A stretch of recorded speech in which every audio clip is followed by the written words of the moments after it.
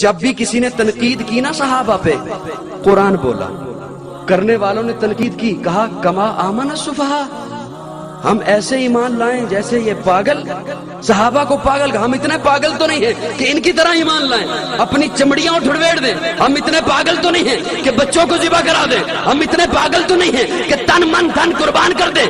جواب میں اللہ نے پتھر نہیں مارا، اللہ نے گالی نہیں دی، جو بات انہوں نے کی اللہ نے وہی بات ان کے منہ پہ دے ماری۔ انہوں نے کہا کما آمن السفہاء، اللہ نے کہا الا انہم هم السفہاء، جو میرے محمد کے یاروں کو پاگل کہے وہ خود پاگل۔ انہوں نے کہا صحابہ فسادی، اللہ کے قرآن نے کہا الا انہم هم المفسدون، جو میرے محمد کے یاروں کو فسادی کہے وہ خود فسادی۔